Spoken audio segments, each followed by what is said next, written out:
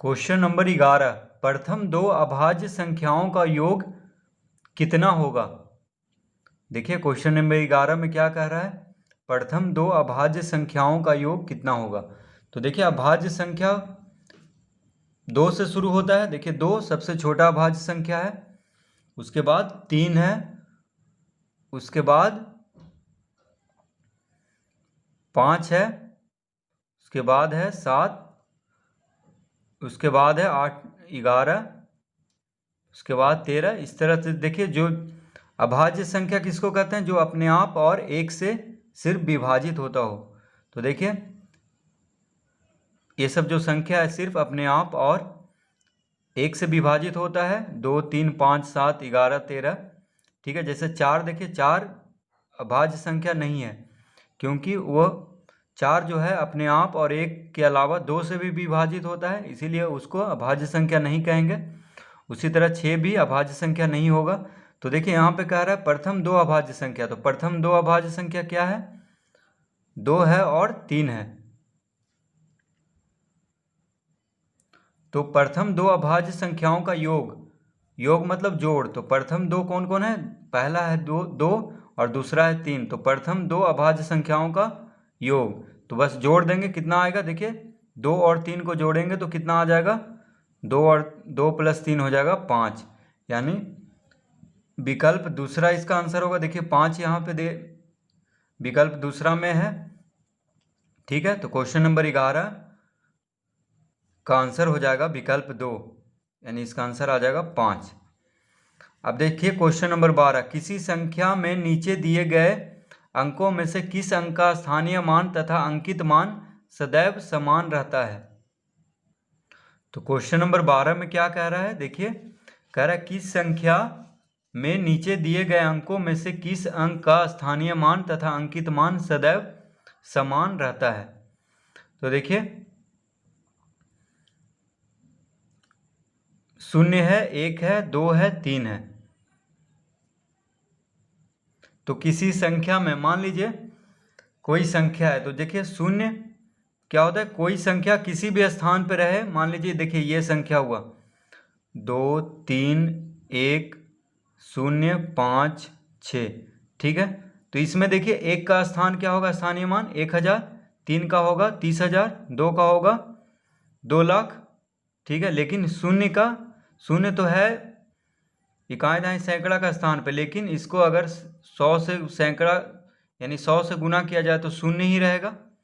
तो देखिए स्थानीय मान तो 0 ही रहा 0 का, और अंकित मान ये 0 तो पहले से ही है, तो दोनों बराबर ही होगा। यानी अंक 0 का स्थानीय मान और अंकित मान क्या होता है, सदैव समान रहता है, क्योंकि 0 के साथ किसी भी अंक को गुना करेंगे तो 0 ही आएगा, ठीक है। तो इसका होगा विकल्प पहला आंसर, यानी 0। अब देखिए क्वेश्चन नंबर 13, वह छोटी से छोटी भाज्य संख्या जो 30 से बड़ी हो तथा दो अभाज्य संख्याओं के गुणनफल के बराबर हो निम्नांकित होगी। तो क्वेश्चन नंबर 13 में देखिए क्या कह रहा है कि वह छोटी से छोटी भाज्य संख्या जो 30 से बड़ी हो तथा दो अभाज्य संख्याओं के गुणनफल के बराबर हो। तो देखिए 30 से बड़ी तो यहाँ पे सब दे रहा है, 32 भी है, 33 भी है, 34 भी है, 35 भी है, ठीक है। तो भाज्य संख्या मतलब जिसका कि जो अपने आप और एक से विभाजित तो होता ही हो और किसी और अंक से भी विभाजित होता हो, किसी और संख्या से भी। तो देखिए 32 33 34 35 ये सब क्या है, भाज्य संख्या दिया हुआ है, ठीक है। पहला विकल्प में 32 है, फिर 33 34 35 ये सब क्या है, भाज्य संख्या है। क्योंकि सब देखिए 32 भी 16 से कटता है, 8 से कटता है, 4 से भी, 2 से भी, 33 भी 11 से कटता है, 3 से भी कटता है, 34 देखिए ये भी 2 से 17 से, 35 भी 5 से 7 से। तो ये सब भाज्य संख्या हुआ।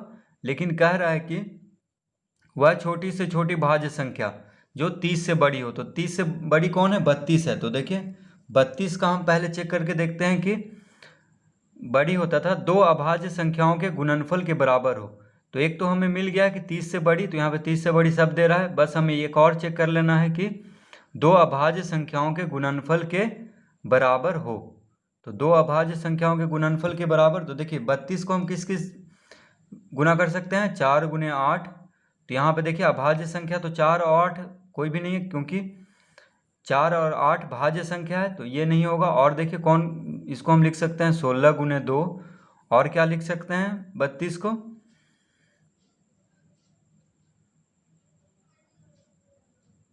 देखिए 32 को और हम कुछ नहीं लिख सकते हैं, ठीक है, या हम लिख सकते हैं 1 गुने 32, यही 3 लिख सकते हैं।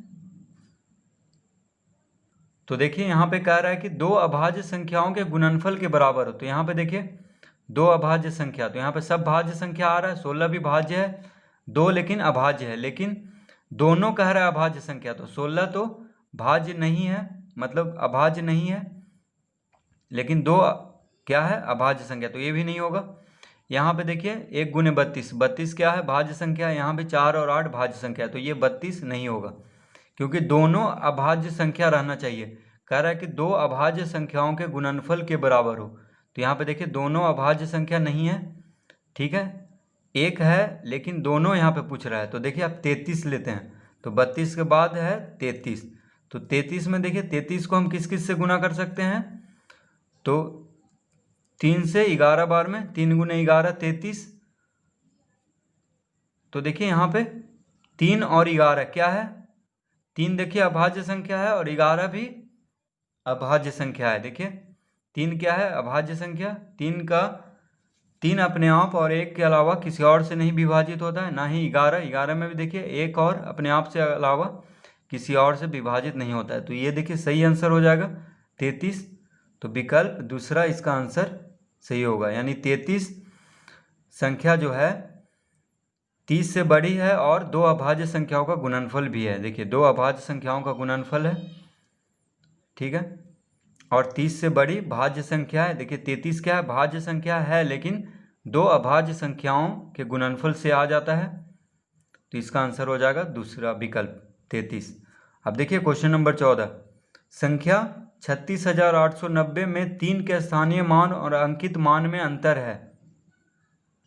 तो क्वेश्चन नंबर 14 में कह रहा है कि संख्या 36,890, अब देखिए 36,890, तो हम यहाँ पे लिखते हैं 36,890 है, ठीक है, में 3 का स्थानीय मान। अब देखिए 3 कहाँ पे है, इकाई दहाई सैकड़ा हजार 10,000, यानी 3 गुने 10,000 करेंगे, ठीक है,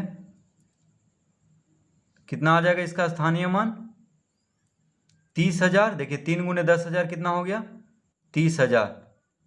देखिए इकाई दहाई सैकड़ा हजार 10,000 में स्थान पे है, तो 3 से 10,000 गुना करेंगे, यानी 30,000 आ गया इसका 3 का स्थानीय मान, ठीक है। इस तरह से भी आप लिख सकते हैं। देखिए 3 के बाद कितना अंक है 1 2 3 4, 3 के बाद 1 2 3 4, 4 अंक है, तो 4 शून्य देंगे। देखिए 1 2 3 4, इस तरह से भी स्थानीय मान निकाल सकते हैं, या इस तरह से भी इकाई दहाई सैकड़ा हजार 10,000, 10,000 से गुना करके 3 का स्थानीय मान हो जाएगा 30,000।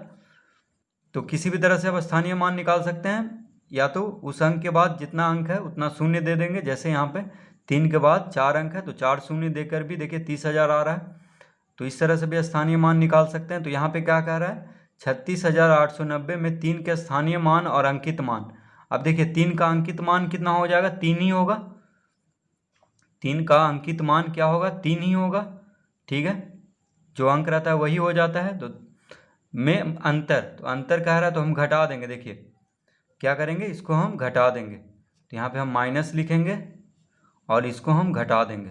तो देखिए 10 में से 3 गया 7, 10 में से 3 गया 7 आया। अब देखिए ये हो गया 9, ये कितना हो गया 9, तो हम यहाँ पे 9 लिखेंगे। फिर देखिए ये भी अंक 9 हो गया, ये भी अंक 9 हो गया, पैंचा इधर से जा रहा था देखिए, तो ये हो गया 2, यानी 29,997। देखिए 30,000 में 3 घटाएंगे तो देखिए 10 में से 3 गया 7, ठीक है, पैंचा लिया किससे, तो ये 3 पैंचा दे रहा है, ठीक है, एक एक कर करके। तो 10 में से 3 गया 7, ये हो गया 9, फिर ये भी 9, ये भी 9 और ये हो गया 2, यानी 29,997 इसका आंसर हो जाएगा। 3 का स्थानीय मान और अंकित मान का अंतर कितना हो जाएगा 29,997, यानी विकल्प 2, ठीक है। तो इस तरह से हम इसको हल कर लेंगे। अब देखिए क्वेश्चन नंबर 15, 25, 16, 48 और 54 में से किसके अपवर्तकों की संख्या अधिक है? तो क्वेश्चन नंबर 15 में देखिए कह रहा है कि 25, 16, 48 और 54 में किसके अपवर्तकों की संख्या अधिक है। तो देखिए पहले हम 25 के अपवर्तक निकाल लेते हैं। तो देखिए 25 किस किस से विभाजित होता है? 1 से, 5 से और 25 से। ठीक है, देखिए 25 जो है 1 से, 5 से और 25 से विभाजित होता है। ठीक है, अब किसका कह रहा है? 16 का।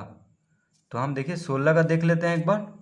तो 16 किस किस से विभाजित होता है? 1 से, 2 से, 4 से, 8 से और 16 से। ठीक है, अब है 48। तो देखिए 48 का हम अपवर्तक निकाल लेते हैं। तो 48 का हो जाएगा 1, 2, 3 से भी विभाजित होता है 48। देखिए 16 3 48 यानी 3 से भी विभाजित होता है, 4 से भी, 6 से भी होता है, 8 6 48, 8 से भी होता है, 8 6 48।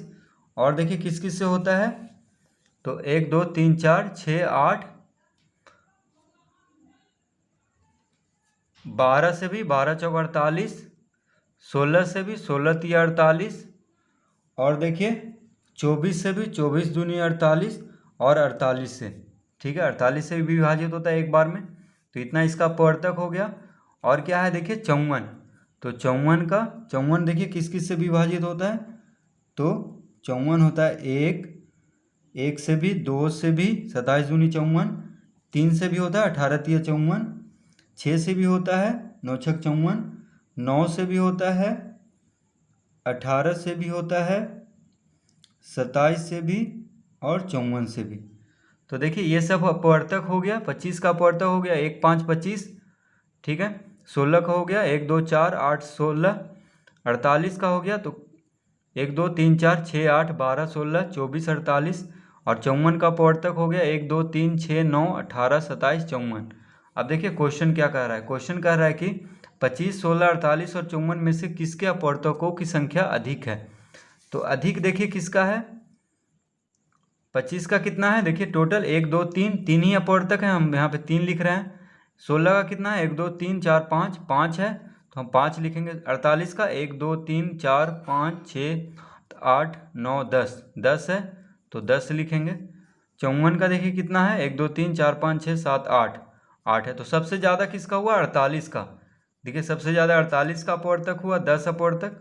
तो हमें 10 ये नहीं लिखना है कितना है, बस हमें लिखना है कि किसका ज़्यादा है। तो 48 का ज़्यादा है तो हम यहाँ पे विकल्प तीसरा में टिक लगाएंगे। यानी सबसे ज़्यादा अपवर्तक 25, 16, 48 और 54 में से किसका है? 48 का। विकल्प 3 इसका आंसर हो जाएगा। अब देखिए क्वेश्चन नंबर 16, किसके अपवर्तकों की संख्या अधिक है? 48 की या 52 की? यहाँ पे देखिए यहाँ पे भी अपवर्तक ही निकाल करके देखना है कि किसका ज़्यादा है, 48 या 52 का। तो क्वेश्चन नंबर 16 में देखिए 48 का या 52 का अपवर्तक पूछ रहा है कि किसके अपवर्तकों की संख्या अधिक है। तो देखिए 48 का भी हम निकाले थे अपवर्तक 1 2 3 4 6 8 12 16 24 48।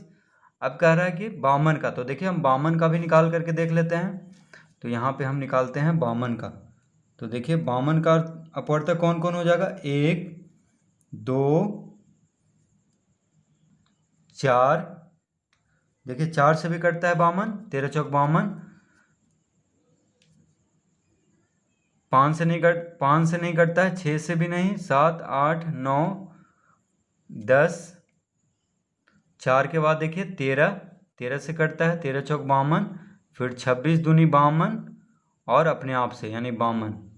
ठीक है, तो कितना अपवर्तक हुआ? देखिए 1 2 3 4 5 6 ही अपवर्तक हुआ और 48 में 10 अपवर्तक है। तो किसका ज़्यादा हुआ? 48 का।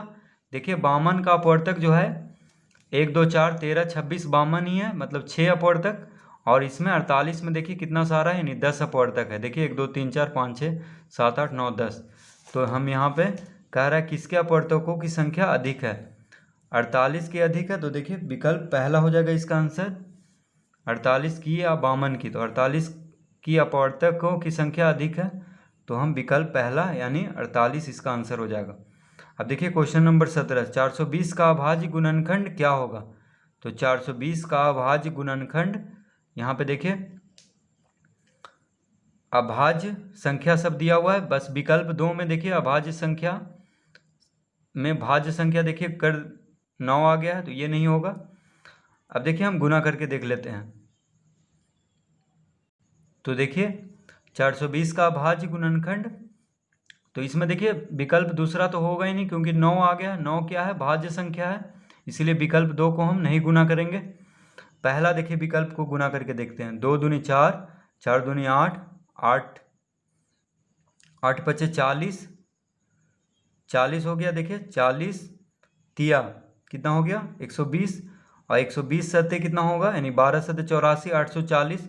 तो ये गलत है, 420 आना चाहिए, तो पहला विकल्प नहीं होगा। दूसरा विकल्प में भी देखिए एक भाज्य संख्या घुसा दिया है, तो ये भी नहीं होगा क्योंकि अभाज्य गुणनखंड कह रहा है। तो विकल्प तीसरा हम देखते हैं गुना करके। तो देखिए 2 दूनी 4, 4 तिया 12, 12 पचे 60, 60 सत्ते यानी 7 42, 420। तो देखिए विकल्प तीसरा आंसर हो जाएगा इसका। देखिए 2 दूनी 4, 4 तिया 12, 12 पचे 60, 60 सत्ते तो 7 42 और 1 शून्य यानी 420। तो विकल्प 3 इसका आंसर हो जाएगा। 420 का अभाज्य गुणनखंड हो जाएगा 2 गुने 2 गुने 3 गुने 5 गुने 7। तो देखिए जब आंसर आ गया तो विकल्प 4 हमको चेक करने का जरूरत ही नहीं है क्योंकि विकल्प 2 ही में सब सही आंसर आ चुका है। क्वेश्चन नंबर 18 में देखिए 5 अंकों की बड़ी से बड़ी संख्या, बड़ी से बड़ी तथा छोटी से छोटी संख्या का योगफल क्या होगा? तो 5 अंकों की बड़ी से बड़ी संख्या क्या होता है?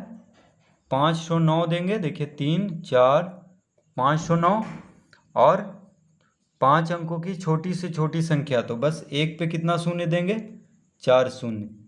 तो इसका योगफल कह रहा है, यानी 5 अंकों की बड़ी से बड़ी संख्या हो गया देखिए 5 9, और 5 अंकों की छोटी से छोटी संख्या हो गया एक पे 4 शून्य यानी 10,000, और 5 अंकों की बड़ी से बड़ी संख्या हो गया 99,999 यानी 509 लिख देंगे, और 5 अंकों की छोटी से छोटी संख्या हो जाएगा एक पे 4 शून्य। तो देखिए सब मिला के 5 अंक हो गया, 1 2 3 4 5, ठीक है, का योगफल यानी जोड़ देना है। तो देखिए 9 9 9 9 9 1 10 यानी कितना हो गया? देखिए 1,09,999, ठीक है। तो विकल्प तीसरा में देखिए है 1,09,999, तो विकल्प तीसरा हम टिक लगाएंगे, इसका आंसर होगा। बस जोड़ देना है हमें 5 अंकों की बड़ी से बड़ी संख्या को 5 अंकों की छोटी से छोटी संख्या से जोड़ देना है। योगफल कह रहा है तो बस हमें जोड़ देना है। अब देखिए क्वेश्चन नंबर 19, यदि किसी संख्या का वर्ग किया जाए तो इकाई के स्थान पे कौन सा अंक हो सकता है? यदि किसी संख्या का वर्ग किया जाए तो इकाई के स्थान पे कौन सा अंक हो सकता है? तो देखिए क्वेश्चन नंबर 19 में हमें सिर्फ ये याद रखना है कि 2 3 7 8 ये कभी नहीं आएगा इकाई के स्थान पे किसी संख्या का वर्ग करने पे, ठीक है।